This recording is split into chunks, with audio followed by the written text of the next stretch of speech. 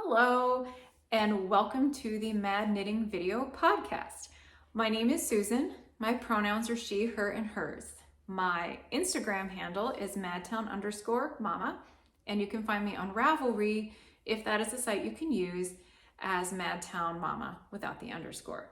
Today is December the 13th, 2021. On this video channel, I talk about mostly crafting, knitting things that I do, but I also mention occasionally what I'm reading and other topics of interest that I've been thinking about. So things that are personally important to me are often political topics or current events, things that are happening in the world or maybe in the knitting community. And I think it's important to think about that stuff because that impacts our everyday lives. And it's important to recognize how that impacts other people's everyday lives. If that is not your thing, if you don't want to hear about politics or political opinions, then you can go find somebody else to watch. I have no problem with that. All right, so speaking of sort of heavy topics, there are a couple of things that have been weighing on me lately, and I thought I would just have a quick chat about those before getting to the stuff that I'm making. The first is that I'm sure you've heard by now, let's see, today's Monday the 13th. A few days ago, there was a historically huge set of storms that left an almost unimaginable path of destruction through several states, and Kentucky was the worst hit, Western Kentucky. Kentucky happens to be my home state. I grew up there, not in the area that was hit the hardest, but my parents still live there. If you've seen footage or pictures, it's just really, really heartbreaking and devastating. And I fear that we're just getting so used to these natural disasters that we are callous to them and don't recognize that this shouldn't be normal. Climate change is making them more frequent and making it start to feel normal that, entire communities are, can be destroyed overnight.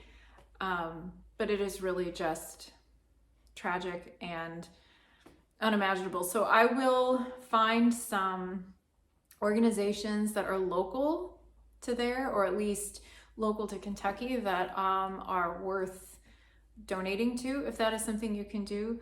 And I will link them in the description box below, because in times of disaster, it's really that collective effort that helps people on the road to recovery.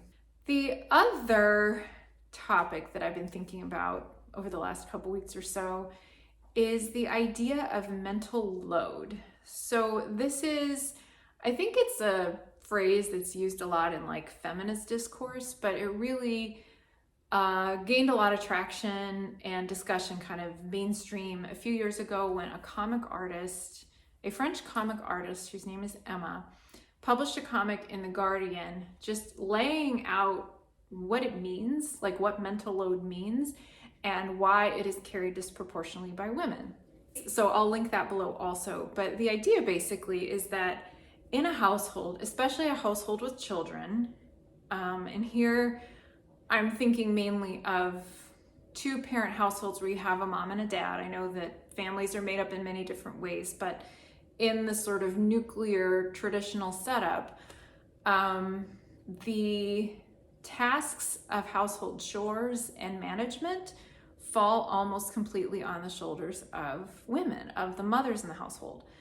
And that's not fair because it's actually a lot of work. It takes up a tremendous amount of mental space. I know this has been the case for me, and I will say that I have a wonderful, supportive, progressive, feminist thinking spouse who helps when he can, but just doesn't share that doesn't spend the mental energy that I do on, making sure that everything is running smoothly in our household. The reason it came to mind was that, here we are in mid-December, Christmas is coming. If that's a holiday you celebrate, even if not, it's still the holiday season. There are these extra events and things happening with kids in school. The New Year is coming. There's just all this sort of extra stuff going on, different events and things to plan and prepare for. And I think people, women especially, just tend to get kind of burnt out and stressed out and feel the pressure to do everything and organize a lot of things. I've tried really hard the last several years to not let that burn me out, but it's a hard habit to break. It's a lot of stuff to shake off. So I encourage you, if you are watching this and you find that you are, keeping track of everybody's schedules and you're baking cookies and decorating and going to extra events and making sure your kids, if you have kids, are at all the things they need to be, if you can, offload some of those tasks to somebody else, or at least say, even better, say, I cannot organize this right now. I cannot keep track of this particular thing, and this is something I need you to do. I need somebody else to take care of this.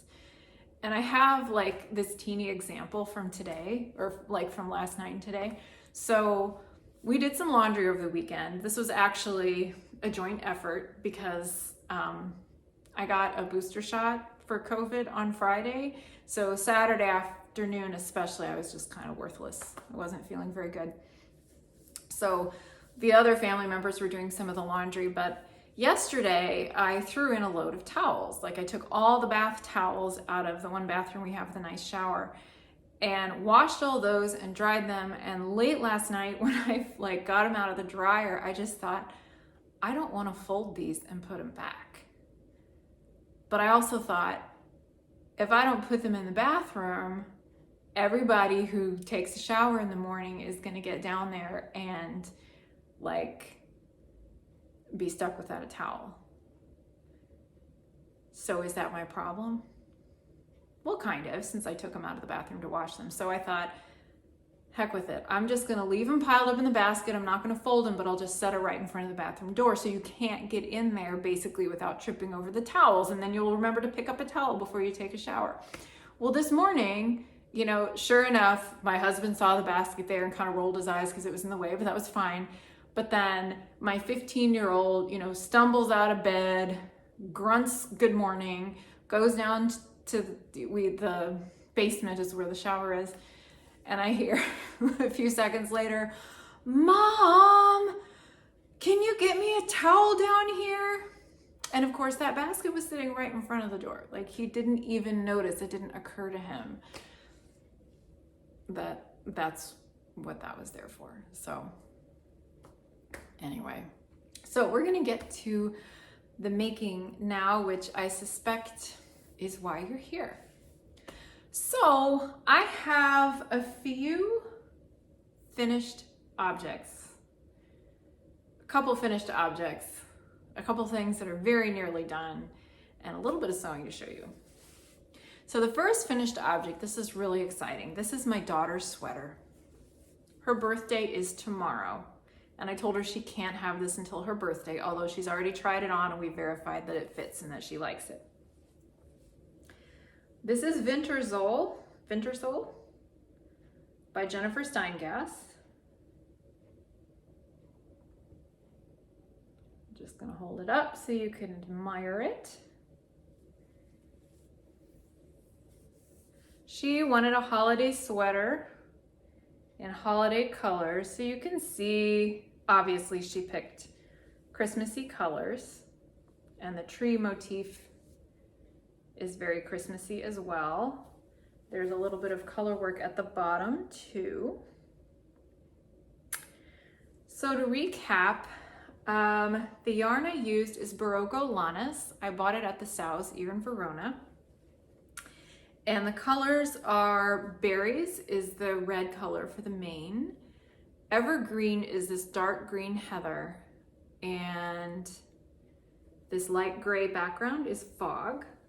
I ended up with a whole lot extra. Like the berries, I thought I needed like 5 skeins and I used a little bit more than 3. The fog and the evergreen, I bought 2 skeins each of those. And I definitely didn't use a whole skein of fog. So I've got like one full one left over plus a little bit extra.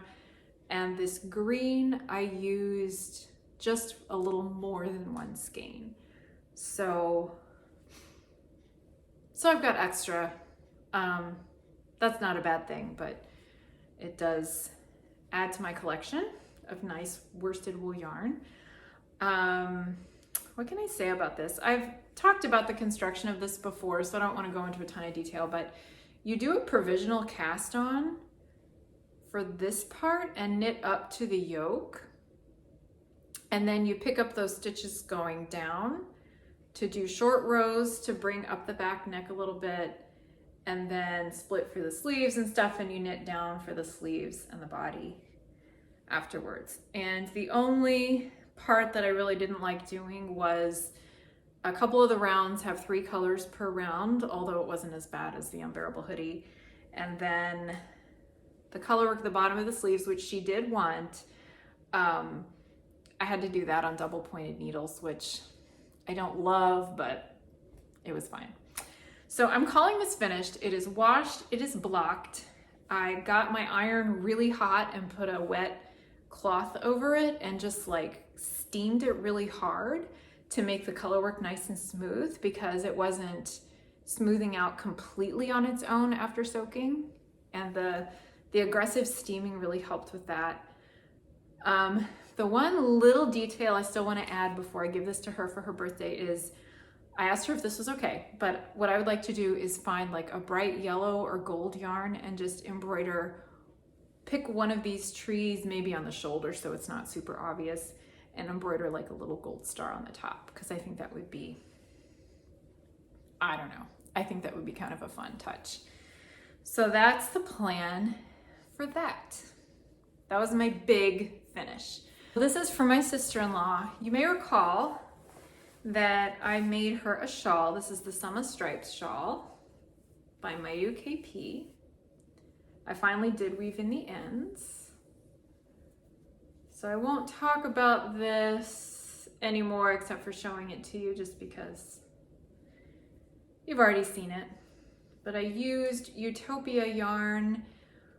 The dark solid color or heathered color is Ridge Sport.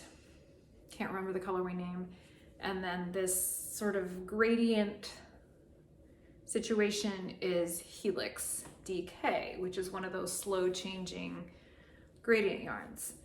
And the shawl turned out really nice, but there was a fair amount of each of the yarns left over. So I thought, you know, I think I'll make her a hat to match. So I did. This is the Slalom Ski Hat. It's a free pattern from Swan's Island Company. I think the pattern is only available on Ravelry, unfortunately. I didn't find another place to link it.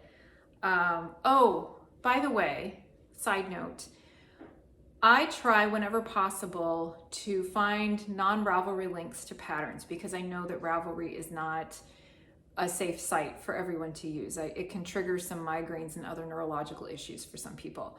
So I include Ravelry links, but whenever possible, whenever I can find a link to a different source for a pattern or a design, I do that. Unfortunately, I couldn't for this hat, but I just wanted to make sure that you know that is something I am trying to keep in mind for accessibility. So for this hat, it's a very fun, very quick colorwork design, as you can see. Easy to follow repeats. I think I made this whole thing in like 24 hours. The only modification I made was that I had to leave off some of the chart kept going a little bit, but the hat, like, it was already big enough. And I didn't want it to like stick up or be slouchy and weird, so I just stopped it there and did the decreases and called it done. And this Utopia yarn is so, it feels nice and soft. It's like, it's not super wash. It's nice and woolly and cozy, and I think will be a great winter accessory. So that is going to get sent off in the Christmas package very, very soon. I'm hoping to snap a photo before I have to package everything up and send it, but I want them to get it before Christmas, so I better do that soon. That is it for finished objects. I really thought I would have more finished today, but I wanted to go ahead and record, so I'll show you a couple things that I have in progress and one failure, but we'll get there. So the thing that I thought would be finished are the Felici socks for my daughter. So close to being done. So as a reminder or introduction, if you're new, I am making these socks for my daughter out of Felici sock yarn from Knit Picks. It is self-striping. And I'm using the Smooth Operator Socks pattern by Susan B. Anderson, which I highly recommend. It's a really basic pattern. It starts at the cuff, goes to the toe. But if you're a beginning sock knitter, or if you're new to Afterthought heels, the Smooth Operator Socks pattern is really good because she offers like a basic version just with the instructions, and she does the math for you for a number of stitch counts for a pair of socks. And then she has an extended version with a picture tutorial for how you do the heel. So if you're new to that and you need a little bit of hand holding, it's a really good pattern. It's how I learned how to do an Afterthought heel. So here is the first finished sock with the heel. For the contrasting yarn, I used, it's a really close match, and I think the light in here is making it look a little darker.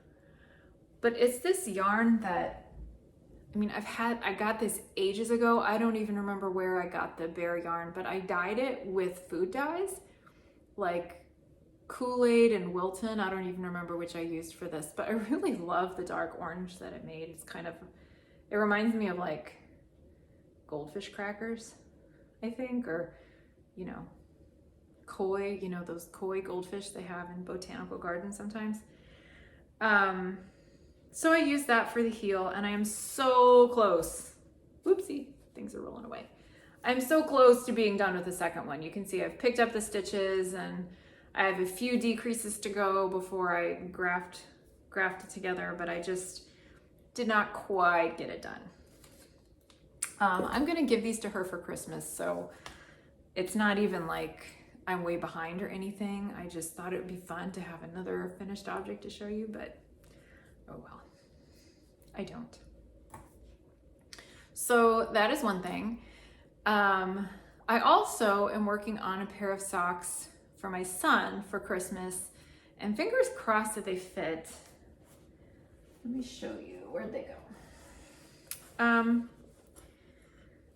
I knit most of this first one on Saturday when I was sort of comatose from my booster shot. I feel like the color isn't showing up great here, but the yarn is Bumblebee Acres. I bought it at the Wisconsin Sheep and Wool Festival this year. This color is some Lord of the Rings inspired colorway. I just got it because I liked all of the dark blues in there. There's sort of some hints of green too, but I thought this is a good color for a teenage boy. I think he'll wear these. And the only reason I'm worried about fit is that his foot, of course, is bigger than mine, so it's a little hard to gauge how well it's gonna fit. But I tried it on my husband, whose feet are similar sized, and seems to be okay on him. So hopefully this will work. So I'm not using a pattern for this. I cast on 72 stitches. I did 20 rounds of 2x2 ribbing. Oh my gosh, this is so blurry. And the rest of the cuff, I did 40 rounds of stockinette, I'm doing a heel flap and a gusset, which is actually my favorite sock construction. I just feel like that fits the foot much better than any other kind. Those stripe socks for my daughter, the reason I did the afterthought heel was so that the stripe pattern wouldn't be like messed up. So, and I think that'll fit fine too. So that's what I have in progress. I'm really trying to focus on the gift knitting for now so that I can cast on for some things for me when I'm all done with that. I know I talked about holiday knitting plans earlier. I might still make a hat for my husband.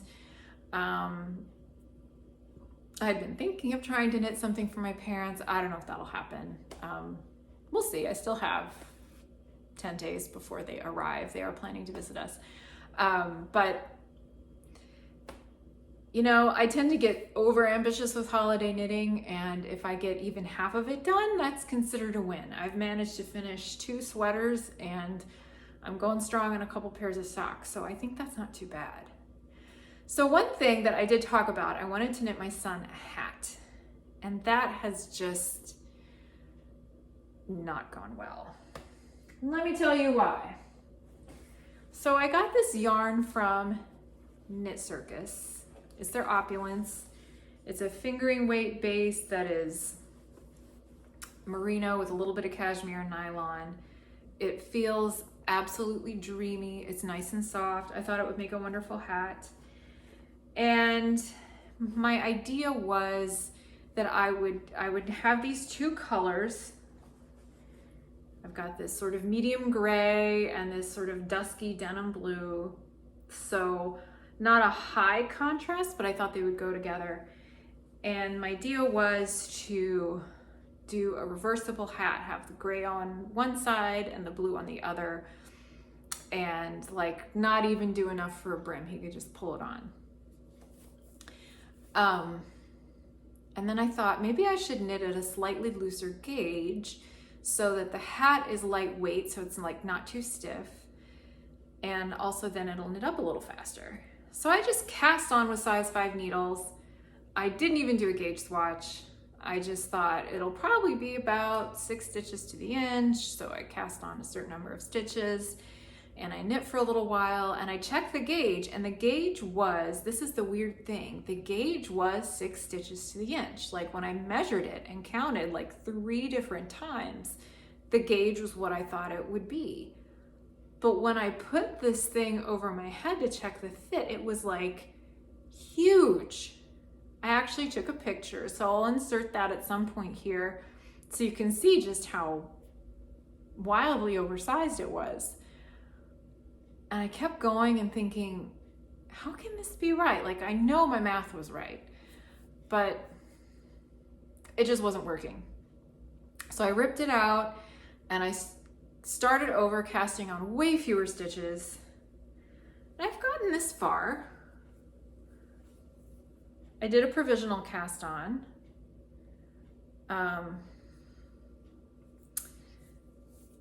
And I, you know, like I think his hat size would be about the same as mine. So this like fits, this would be okay.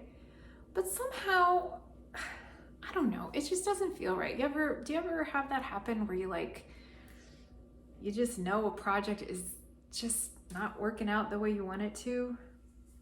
Maybe this would be great for a hat for me, this idea, out of a different color of this yarn, but I don't know, somehow I'm not feeling it. By the way, I did want to talk about this cast on. I feel like I'm a little bit all over the place.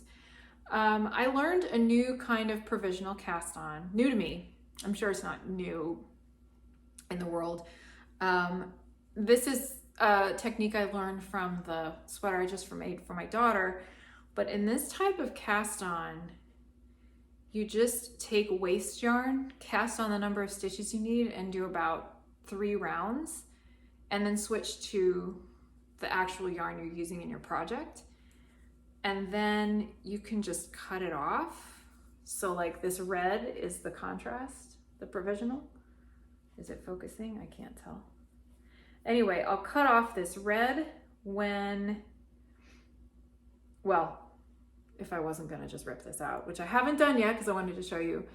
But the idea is that when it's time to take out the provisional cast on, you just cut that off, put the stitches on your needle, and I feel like it's maybe a little less finicky than, or you could put it on your needle first and then cut that off. It seems a little less finicky than trying to unpick a crochet cast on or something like that. So anyway,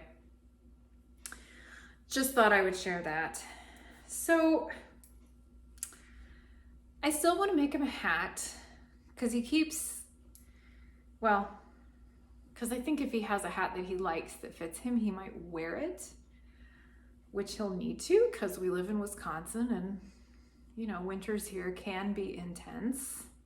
You wouldn't know it this week because we're having this freakishly warm weather due to climate change, I'm sure. But what I was thinking I would do is, I noticed that the hat of his dad's that he always grabs to wear is a ribbed hat similar to the one that I made him last year, except this one actually fits a little better.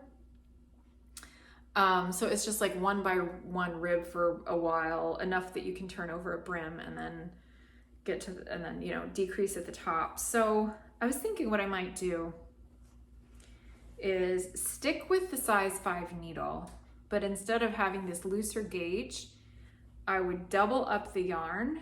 So I would have 1 strand of this gray going along with 1 strand of the blue. So it would be a little bit marled, but very subtle because they're so close in like intensity. And then just do on size 5 needles, 1 by 1 rib, and, you know, kind of a watch cap style, because I've done lots of those. So I think that might be a better solution. I also think it would go quicker than this like double layer situation that I had planning. So, you know, I don't know, like, is this a thing where I have, except for shawls, I've never knit intentionally like skinny yarn on a bigger needle. Like I've never knit a really loose gauge for a garment or accessory of any kind. And I think that might be why when I first, you know, the first version of the hat I cast on was so loose. I think maybe that because the gauge was loose, it just made it so stretchy that there's no way that it would fit snugly on a head. So I guess that was my mistake. Because this fits over my head, and according to the math, it shouldn't, because my gauge is what I thought my gauge would be, and it's still just like bigger than I thought it would be. So this makes me a little concerned if I ever tried to knit a sweater. You know, like a lot of designs that are supposed to be drapey will have like, you know, sock weight yarn that you knit with a 5 or 6 needles, so you have this nice drapey gauge. But if I tried that, would I just end up with like a noodly mess? I don't know. I've knit a lot of sweaters, but this loose gauge thing, I don't have as much experience with. So we'll see. We'll see if I do one of those. I think it would be nice. Anyway, I wanted to talk about the gift bags that I made for these presents that I am going to send to my brother's family. So I mentioned in one episode previously, it might have been my first one, that I sew occasionally. I will basically go on these jags where I, you know, for a few days I'll get obsessed with a project or a kind of project, and then I don't touch my machine for a while. So last night I thought, you know, it's not enough that I've handmade gifts for everybody in my brother's family, him, his wife, his 2 daughters, but I should make reusable fabric bags to put them all in, because that seems like a good sustainable option. So I pulled out some different fabrics and I made these gift bags, and I didn't use a pattern or anything, but I just wanted to show you how I did it. So basically what I did was I took the things that needed to go in the bag. So I'd pick up a sweater and kind of fold it up, and I would set it on my cutting mat and like see more or less what the measurements were. And I would cut the fabric out a few inches bigger than that to allow for seams and, you know, depth and stuff. and sew them up. So here's one. This is fabric I bought at a local quilt shop a couple years ago. And you know, if this was a project bag or something that was getting heavy use, I would line it. But it's not. It's a gift bag. They're going to get the thing out of it and then put it away for reuse next year. So, oh my gosh, there's threads hanging off. But I just, you know, sewed it up with a 1/2-inch seam. I did not finish the edges because, like I said, this isn't going to get heavy use. I think this is called a box corner style. I don't know. I never use a pattern for these things or instructions because my mom showed me how to do this, you know, years ago, and it's simple enough. It doesn't really need a pattern, I don't think. But that gives it some 3-dimensional quality. And then when I was sewing the side seams at the top, I left a little gap so that there would be room to turn over the top for the casing, and the part that I left open, I just threaded through some twill tape. So here we have a gift bag. So I can put, you know, I think this is the one I made for my sister-in-law's stuff. So I can just put it in here, pull it shut, and voila, how festive. And then this morning I woke up absurdly early. I woke up at like 5 o'clock and I went down there and I thought, you know, maybe I'll make little tags to go on them because I made them their presents and I made them bags. And this is all, by the way, totally overcompensating for the fact that we can't see them this holiday season. And I'm very sad because, you know, I wish I could see my whole family at Christmas. So I thought maybe I'll like hand paint little tags, you know, just I have like this little set of watercolors and I'll just do some little doodles. So I tried and I'll show you what I did. I started off painting my brother's name. And I was like, well, that is not exciting. So I looked at the fabric from the bag. Ugh, it keeps going in and out of focus. And I liked the little outlines of the trees. So I kind of copied that here and here, and then I did a couple green versions. And what's funny, and here I just want to show you how, like, you know, doing things on a creative urge and whim doesn't always necessarily work exactly how you thought it out. So then I thought, oh, maybe I'll just do like some different blobs and holiday colors. So that's what I was going for here. But it totally looks like, I don't know, it looks either like drops of blood or a virus, you know, those illustrations of the coronavirus, or like a pox of some kind. So I'm not going to use that. And I kind of had the same situation here. I was trying to draw like a tree with apples on it, and it just, you know, it just makes me think of illness. So I'm not going to use those.